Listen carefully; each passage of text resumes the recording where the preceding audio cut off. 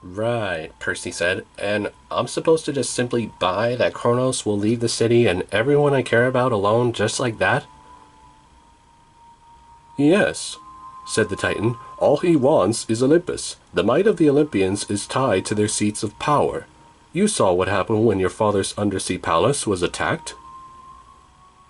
Percy felt a chill down his spine and remembered how old and frail his dad looked.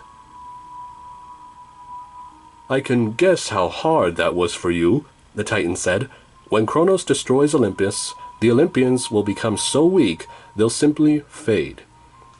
Kronos prefers to take his chance now, while Typhon has the Olympians distracted in the west. It's much easier this way. Fewer lives lost, but make no mistake, the best you can do is slow us down. The day after tomorrow, Typhon shall arrive in New York, and you'll have no chance at all. The Olympians and Olympus will still be destroyed, but it will be much messier, much worse for you and your city. Either way, the Titans will rule. I fight for Artemis, Thalia shouted, and we will fight on to the last breath. Percy, you're not seriously going to listen to this fathead, are you? Your courage does you credit, Thalia Grace, Prometheus said. Don't call me that, she snapped. That's my mother's surname, and I don't use it. Percy never actually heard Thalia's last name, but hearing someone use it made her seem almost normal and less mysterious and powerful. At any rate, said Prometheus, you need not be my enemy. I've always been a helper of mankind. Like Minotaur droppings, Thalia said. When you gave humans fire, it was so you could annoy the gods, not because you cared about us. You don't understand, Huntress, he said. I gave you fire to shape your nature. I've whispered in the many ears of men since they first existed. I represent your exploration, your curiosity. Let me help you, Percy, and I will award you with a new gift that will move you far forward as fire did. The Olympians could never make such an offer. None of them would ever allow it.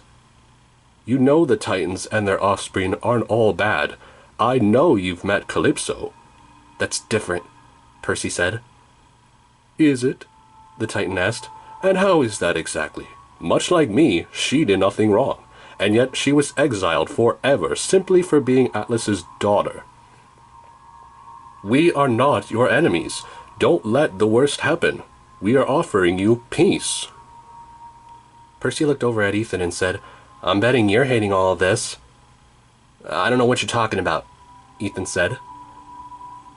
I'm saying he's offering us peace, Percy told him. If I take it, you don't get to kill us. Isn't that what you wanted? What I want is respect, Jackson. You expect me to waste my life crammed in that stupid Hermes cabin just because my mother is not as important or even recognized?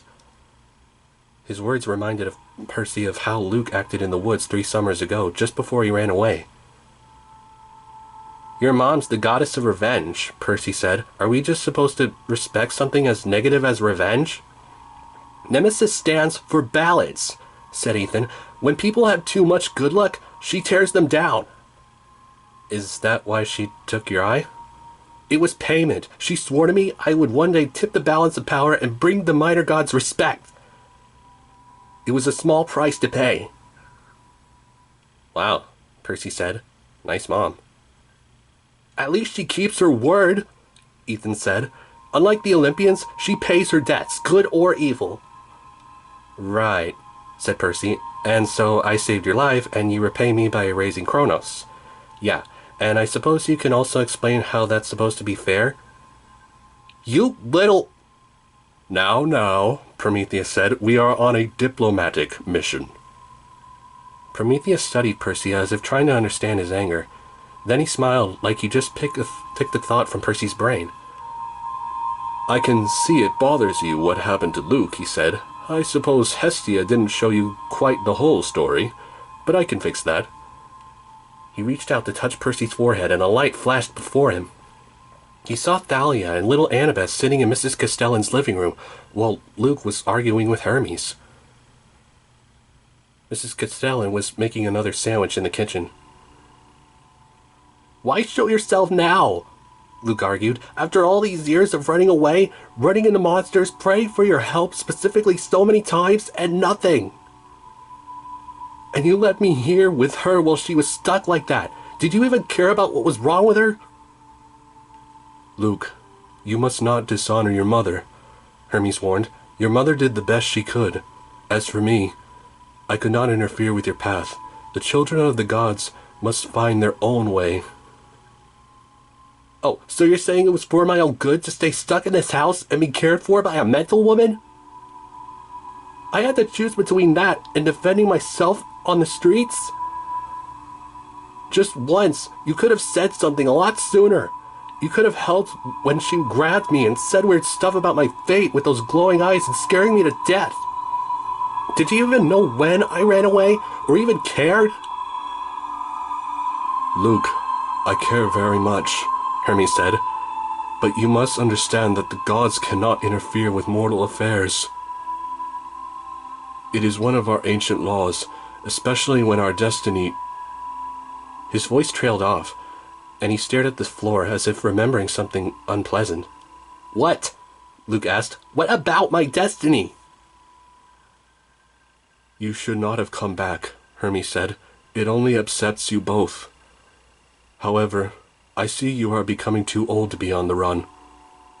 I shall speak with Chiron, and he should send a satyr to collect you. I've been doing just fine without your help lately, Luke growled.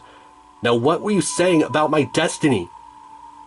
Suddenly, a cold feeling washed through Percy, and he realized Hermes knew what Mrs. Castellan's mutterings meant. He wasn't sure how, but looking at Hermes' face, Percy was certain that Hermes understood how Luke would eventually betray everyone. My son, he said, I am the god of travelers and roads. If I know anything, I know that you must walk your own path, even if it breaks my heart. You don't love me. I promise you that you're wrong. You must go to camp. I will see that you get a quest soon. Maybe you'll fight the Hydra or Chrysaor. You'll get a chance to be a great hero before... Before what? Luke asked. What did my mom see that made her like that? What's supposed to happen to me? If you do love me, you should have no trouble telling me the truth. Hermes' expression tightened. I cannot... Then you really don't care, Luke yelled. Luke, is that you? May called. Is my boy all right? Luke turned to hide his face, but Percy could see tears in his eyes. I'll be just fine. I found myself a new family, and I don't need either of you. I'm your father, Hermes insisted. Father is supposed to be around, Luke said, and I've never seen you before today. Girls, let's go. And they marched out the door. Luke, May called. Where did he go now? I just made you cookies. Oh, I hope he comes back. So do I, my love, Hermes said. So do I. The dream faded, and Prometheus pulled away from Percy's forehead. Percy, what just happened? What was that? Thalia asked. What the heck did you just do to him? Quite appalling, isn't it? The Titan said. The Olympians know what is to come, and yet they just lay back and do nothing about it, and just let it happen anyway, even when it involves their own children. Tell me, how long did it take them to let you know about your prophecy, Percy Jackson? Did you ever suspect that your father already knows what's supposed to happen to you? Percy was too stunned to answer. Percy, don't fall for anything, Grover warned. He's just tricking you into getting angry.